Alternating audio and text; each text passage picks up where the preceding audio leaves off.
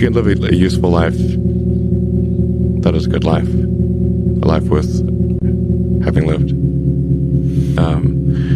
And like I said, I would encourage people to use the mental tools of physics and apply them broadly in life. They're the best tools. When you think about education and self-education, what do you recommend?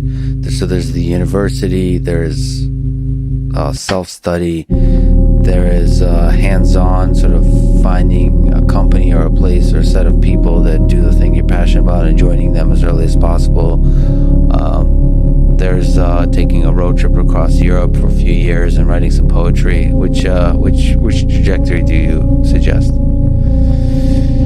In terms of learning about how you can become useful, as you mentioned, how you can have the most positive impact. But I encourage people to read a lot of books. Just read, basically try to ingest as much information as you can, and try to also just develop a good general knowledge. So you at least have like a rough lay of the land of the knowledge landscape. Try to learn a little bit about a lot of things.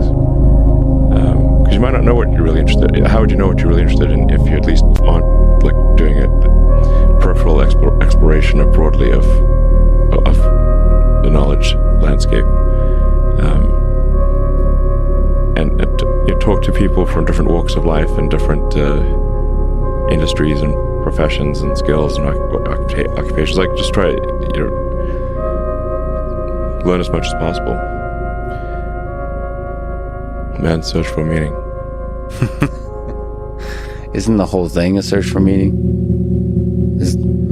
Yeah, what's the meaning of life and all, But just generally, like I said, I would encourage people to read broadly in many different subject areas, and then try to find something where there's an overlap of your talents and what you're interested in. So people may be good at something, or they may have skill at a particular thing, but they don't like doing it. Mm-hmm. So you want to try to find a thing where that's a good combination of the things that you're inherently good at, but you also like doing. And reading is a super fast shortcut to figure out where are you both good at it, you like doing it, and it will actually have positive impact. Well, you got to learn about things somehow. So reading a broad range, just really read it. One important one as a kid, I read through the encyclopedia, so that's pretty helpful. But also things I didn't even know existed, a whole lot, so obviously. It's like as broad as it gets. Encyclopedias were digestible, I think, 40 years ago. Maybe read through the condensed version of the Encyclopedia Britannica. I'd recommend that. You can always skip subjects where you read a few paragraphs and you're not interested, just jump to the next one. So read the encyclopedia or skim through it.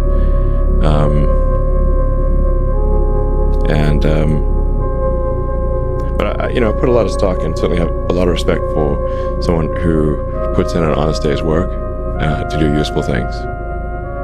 And just generally to have not a zero-sum mindset, or have more of a grow the pie mindset. If you sort of say when we see people perhaps including some very smart people kind of taking an attitude of doing things that seem morally questionable, it's often because they have at a base sort of axiomatic level a zero-sum mindset, and they, without realizing it, they don't realize they have a zero-sum mindset, or at least they don't realize it consciously. And so if you have a zero-sum mindset, then the only way to get ahead is by taking things from others. If the pie is fixed, then the only way to have more pie is to take someone else's pie. But this is false. Obviously the pie has grown dramatically over time, the economic pie. So in reality, you can have overuse this analogy. You can have Yeah. Pi is not fixed. Yes. So you really want to make sure you're not operating without realizing it from a zero-sum mindset.